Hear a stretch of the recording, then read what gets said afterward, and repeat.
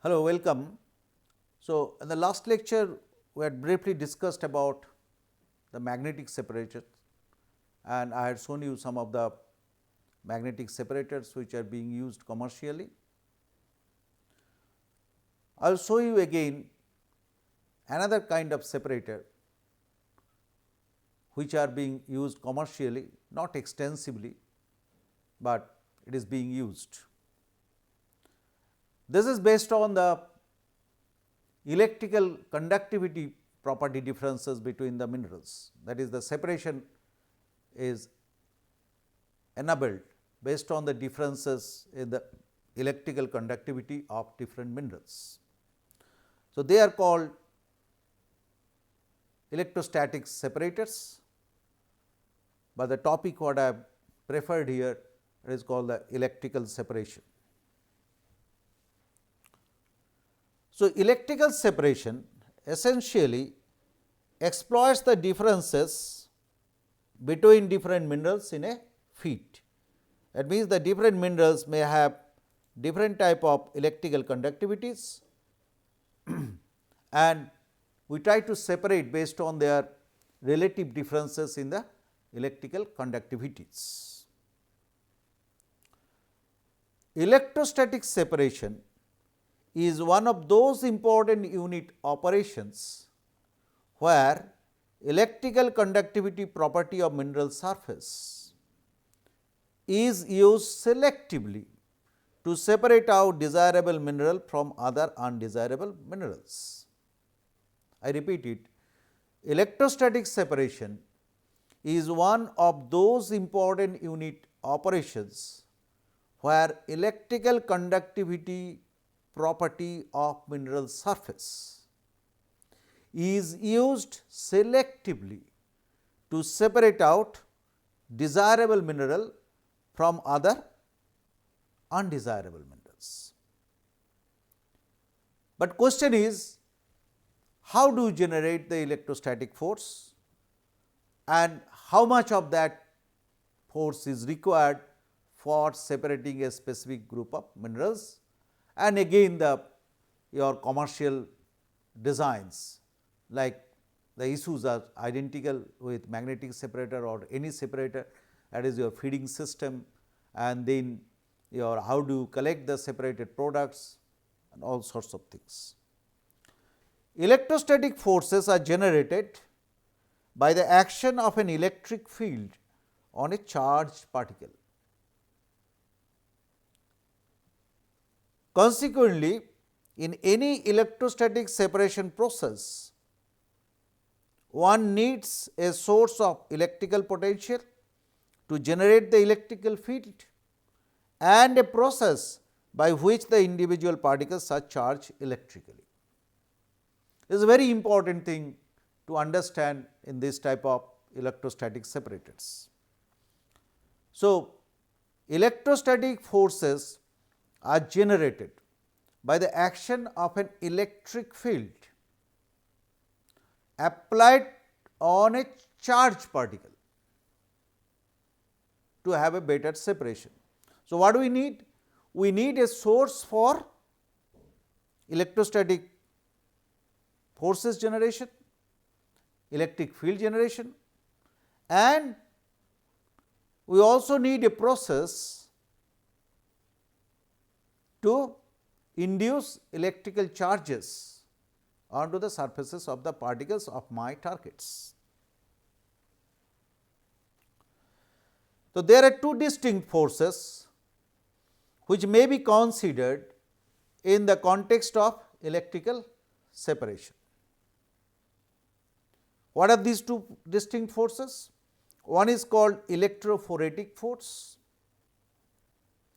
So, electrophoretic force is the force experienced by a charged particle under the influence of an electric field. So, it is on a charged particle. The force experienced by a charged particle under the influence of an electrical field. There is another kind of force that is called dielectrophoretic force. So, dielectrophoretic force is the force experienced by a neutral particle, it is not by a charged particle. By a neutral particle in a fluid when subjected to a non-uniform electric field. So, electrophoretic forces essentially applied to a charged particle and dielectric forces are applied to neutral particle, or I would say that they experience the particle, the charged particle experience your force, that is called the electrophoretic force, and the neutral particle, that is called the dielectrophoretic force. The dielectrophoretic force is somewhat analogous to magnetic force, as it relies on the polarization of a neutral particle into an electric dipole as well as a non-uniform applied field. Now, the deliberate use of dielectrophoresis is almost non-existent in mineral processing. However, as the electrophoretic force is much stronger, because why it is not being used that much in mineral particle separation? Because the separation process requires to handle large quantity of materials. So, the kinetics of this separation process has to be faster. So, to catalyze the process or to have a faster separation kinetics, the dielectrophoretic forces are hardly used. Normally, the electrophoretic forces are used because, so what we try to say that we first charge the particle and then try to separate them based on the applying the electrical forces, because this is much more stronger, and when this is stronger, so that means the particle separation will be much more faster. So, the residence time required by the minerals to be separated and this type of separator, when the dielectric forces principle is used, is much less. So, that per unit volume we can process much more higher quantity of material per unit time. There are three main mechanisms by which minerals are charged. That is, we said that it is on charged particle, but how do you charge the particles? There are three main mechanisms. One is ion bombardment, it is called corona charging. Number 2, conductive induction, and number 3, frictional charging, or we call it tribo charging or contact electrification. We discuss briefly of this, because this is a very important part to understand this type of separators when applied to mineral processing field. So, each of these three mechanisms has a corresponding separator type. That means, even the separator designs, they change based on the mechanism through which we are trying to charge my induce surface charges on the mineral particle surfaces. To understand electrical separation methods, knowledge of the electrical properties of materials is required.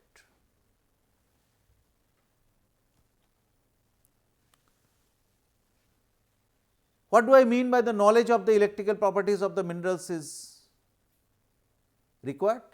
That means, what are the electrical conductivities of the different minerals we have to understand at various operating conditions. So, one process is called the ion bombardment, that is, we are discussing about the charging mechanism. Charging via ion bombardment occurs as a high voltage is applied between two electrodes. Like if I have got two electrodes, one is positively charged, another one is negatively charged, and we apply a huge voltage, so that the gas near the electrodes ionizes, mostly it is air, and forms a corona discharge, that is a continuous flow of gaseous ions. So, what we are trying to say, that ion bombardment is like we have got two electrodes and we pass a very high voltage. So, what will happen? The gas, mostly the air in this case, there will be it gets ionized and forms a corona discharge, we call it corona discharge. It is nothing but a continuous flow of gaseous ions will be there. So, mineral particles passing through this corona are bombarded with the flow of ions and develop a charge. So, that means we are trying to induce charge first on the gas phase, that is the air, and then these gaseous ions, when the mineral particles pass through that region, will develop a charge onto the surfaces of the minerals. That is how we do the charging. A similar mechanism of charge application is employed in electrostatic precipitators like ESP. If you have taken a course on environmental engineering, ESP is very important separator these days for controlling the air pollution, that is to separate out the contaminants from the air. That is where this principle is being used. Now, in mineral processing also the similar type of separators are there, but here it is not a separation between your, that is for the purification processes of my atmosphere, it is for separation of two different minerals, where you have differences in their your electrical conductivity, electrical conductivities of different minerals. So, in mineral separation applications, different conductivities of the charged mineral particles then result in different rates of charge decay. So, and correspondingly different forces experienced by the particles. So, what will happen? Now, depending on the your electrical conductivities of different minerals, when you are trying to induce a charge on that, so the charge will be decaying, but the rate of this decay will be different for different minerals based on their electrical conductivities. Now, let us see that how this principle is being used to separate the minerals. The typical separator relying on corona charging is the high tension roll separator. So, what happens here? Now, suppose you have got again your similar to your drum type magnetic separator, you have got your rotating drum, and then this is earth, this one, and the feed enters here onto the surface of the drum. Now, there is an electrode assembly here. So, what will happen? The non-conducting materials, that means which are not susceptible to this applied field of electrical force.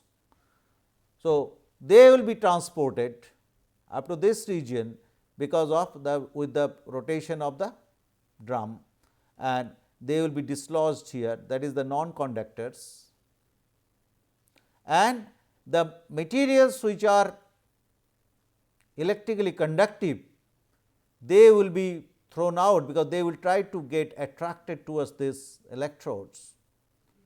but the distance is quite is made in such a way that they will not be able to reach up to there, but they will be lifted out, they will be taken out from this assemblage and they will fall back here. So, that is called the conducting materials.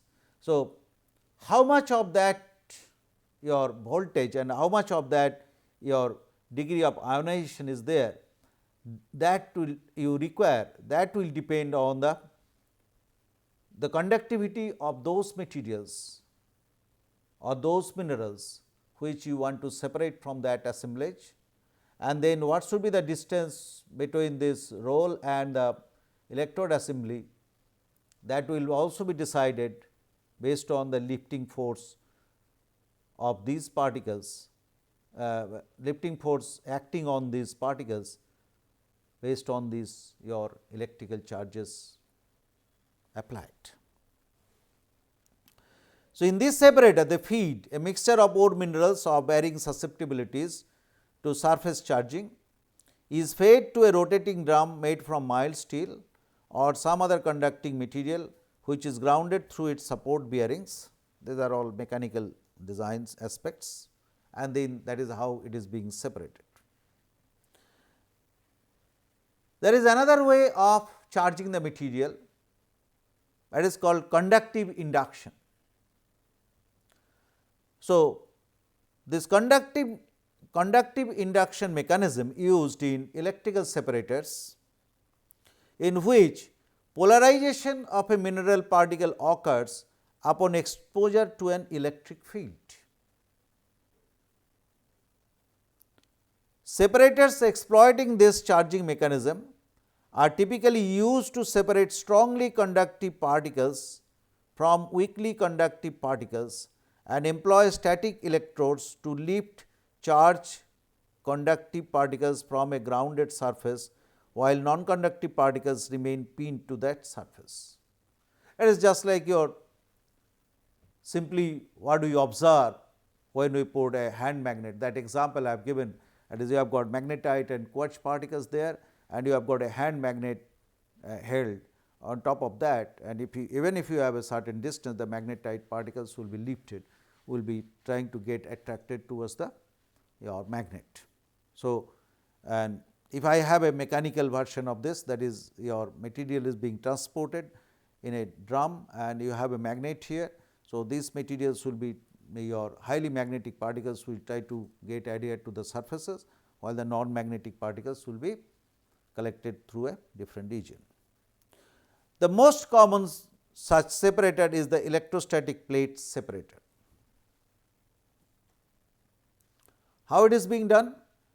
Now, suppose this is the mineral fall direction and you have induced positive charge, that they are charged particles, and these are basically conductive particles. So, first you have charged them. So, you have induced the positive charge, and this is the induction plate electrode, and when the material is charged, now they will try to get lifted out, lifted off from these surfaces, and the non-magnetic particles will be carried up to this, and then they will be falling here, and these particles can be collected through that, because this your plate electrode, the intensities we can vary, and based on some mechanism we can separate them out, but the principle remains the same. There is another group of separators which works on the principle of triboelectric charging.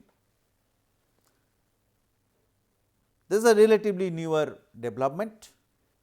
So, here the final charging mechanism used in mineral processing is triboelectrification or contact electrification, in which two materials of dissimilar electrical properties exchange electrons upon coming into contact with one another.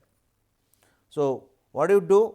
Now, this is your feed and this is your feed port, and you have got two different electrodes, positive electrode and negative electrode, and there is a gap between these two, it is around say less than generally kept less than 1.5 meter, and then what will happen?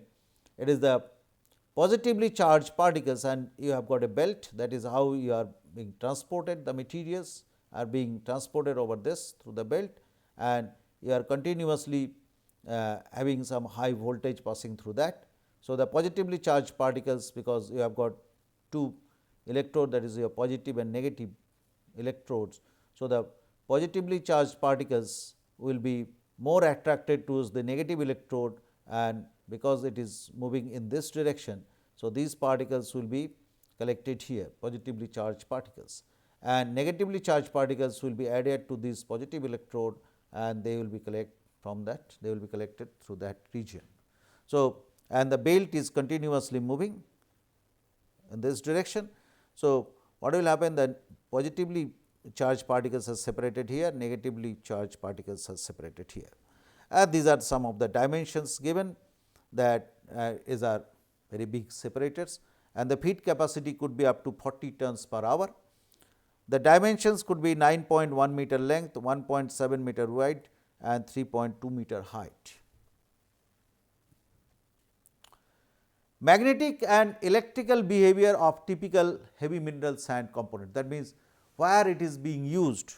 It is extensively used in heavy mineral separation. When we discussed about the flow sheet development, we will discuss more on this, that is how they are being used. But here also I would like to show you that your heavy mineral sand components, where you have got a mixture of different your heavy minerals, which are all wanted. So, it is being used extensively for separating the different wanted minerals based on their electrical conductivity differences. So, some of the magnetic particles which are conductive and non-conductive, they are mentioned here, like magnetite is a conductive material, ilmenite is a conductive material, garnet is non-conductive, monazite is non-conductive.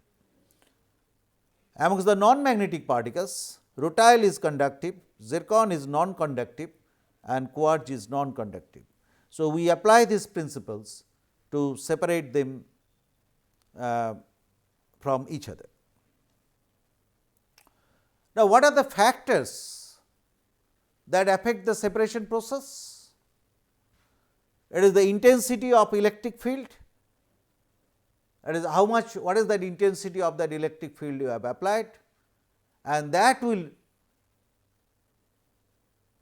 be decided based on the what type of electrical conductivity differences you have in your particle mixture, where you want a separation, and then how fast you want that separation to occur, that means what is the capacity you require.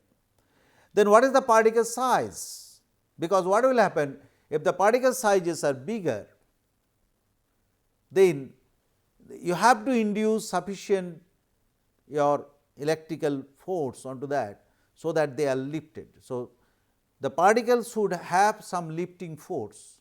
So, if the particle is bigger, you need more intensity of the electric field, so that the different layers inside that particle is also getting induced to that. Otherwise, the material will not respond to this your separation mechanism, and maybe because of your say weight, it will just be transported along with the your non-conductive particles. Relative humidity, because there may be a resistance to this electrical conductivity. So, what is it is called the resistivity. So, how much is the relative humidity, that is at what type of environment we are trying to separate these materials. Are the materials surfaces are dried or not? So, normally when we use this electrical separation, we normally try to dry the materials before we put it into this separator, and if the material surfaces are not, if they are wet, that means you have moisture, then the natural flowability of the minerals also will be affected. Temperature of the particle and the bed is also a very important one, and then inter-electrode distance, how much of distance you have between the two electrodes, because the your in between the electrodes the air has to be your ionized. So, greater the distance, more the intensity of electric field you require.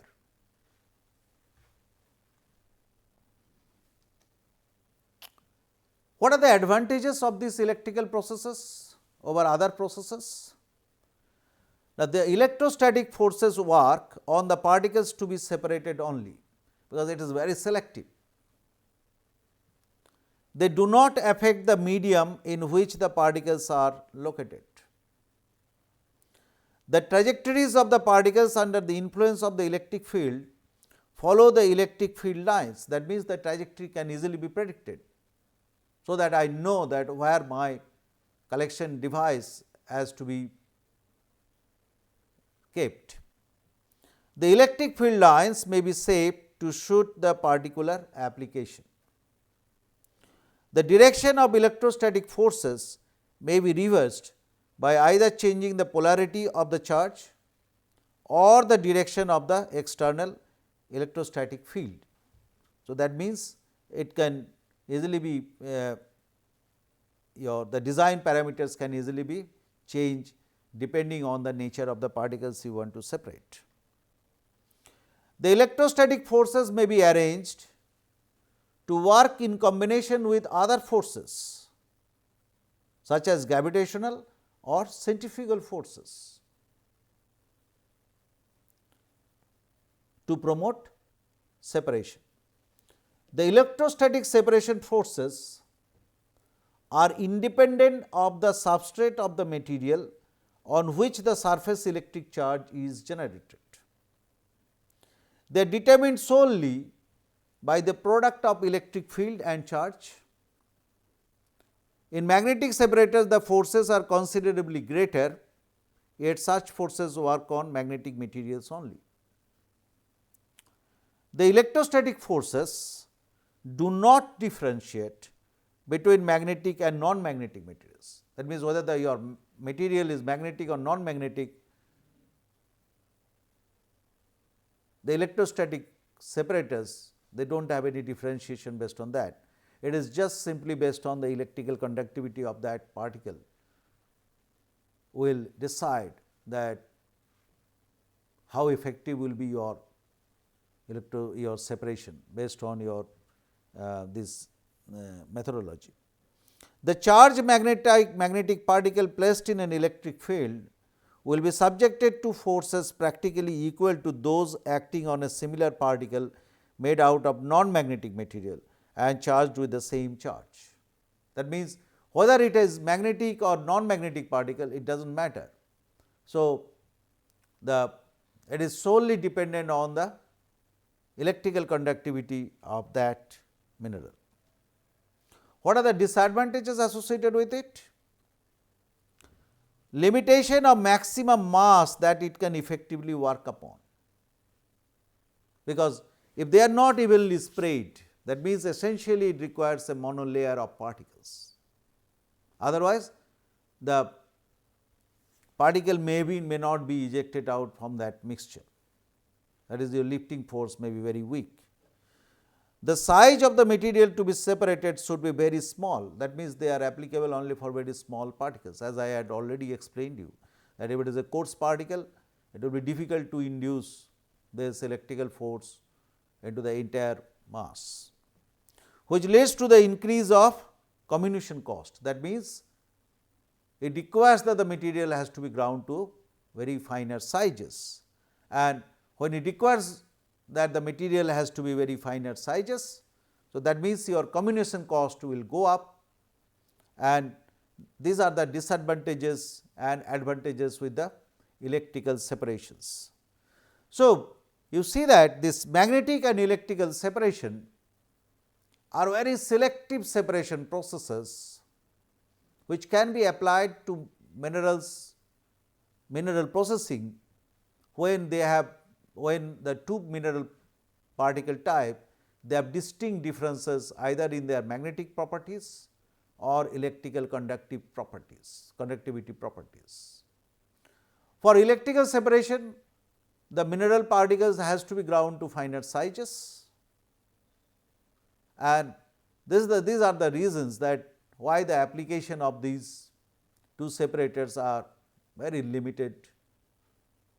Whereas in modern mineral processing plant, the magnetic separators are finding much more wider separations than the electrical separations. So, this is in a nutshell the topics of what I wanted to cover in this course.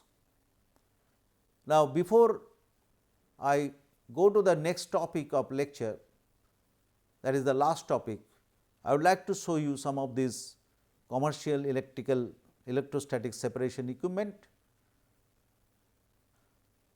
As I said in the last lecture, that I would like to show you some of the electrostatic separators which are being used commercially. So, again it can be a drum type electrostatic separation unit. This is what I have already shown you. So, this equipment consists of a rotating drum made of mild steel or some other conducting material, which is arched through its support bearings as shown in the figure. An electrode assembly here comprising of a brass tube, in front of which is supported a length of fine wire, that is a fine wire is supported, spans the complete length of the roll that it rotates, and is supplied with a fully rectified DC supply of up to 50 kilovolt, usually of negative polarity. That is for your charging. The voltage supplied to the assembly should be such that ionization of the air takes place. This can often be seen as a visible corona discharge.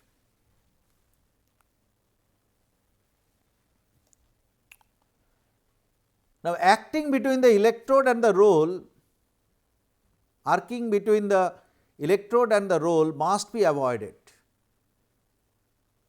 that there could be arcing in between the electrode and the roll, as it destroys the ionization. So, arcing is not wanted. When ionization occurs, the minerals receive a spray discharge of electricity, like your spraying nature, which gives the poor conductors a high surface charge, causing them to be attracted to and pinned to the rotor surface. The particles of relatively high conductivity do not become charged as rapidly, since the charge rapidly dissipates through the particles to the earth rotor. These particles of higher conductivity follow a path when leaving the rotor, approximating to the one which they would assume if there was no charging effect at all. So, a combination of pinning and lifting effects can be created by using a static electrode large enough to preclude corona discharge following the electrode. The conducting particles which are flung along from the rotor are attracted to this static electrode, and the compound process produces a very wide and distinct separation between the conducting and non-conducting particles. I think I have already discussed this.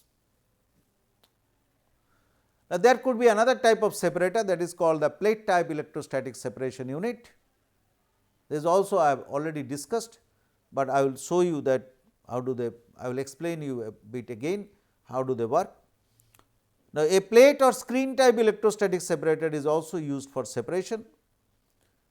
This type of equipment mainly consists of an oval type high voltage electrode, which includes the electric field. Like we had already seen it in that your, when I gave the example of ESP separator, that is your electrostatic precipitators. The material is fed through a sloping for material your transport, grounded plate under gravity, that means it is in that plate should be your grounded, and the electrostatic field is effectively sorted through the conducting particles, which are lifted towards the charge electrode in order to decrease the energy of the system. So, these are the various designs. So, essentially what I need is a charging mechanism, and then we should have your some kind of your electrical forces to be applied or to induce the lifting force on the particles which I want to separate based on this principle. So, what are the applications? Electrostatic separation is used successfully for beneficiation of wide range of minerals. Important examples are beach sand beneficiation and beneficiation of fine coal. So, next lecture when we talk about flow sheet development, I will show you that how these electrical and magnetic separators they are being used for beach sand beneficiation. Till then, thank you very much.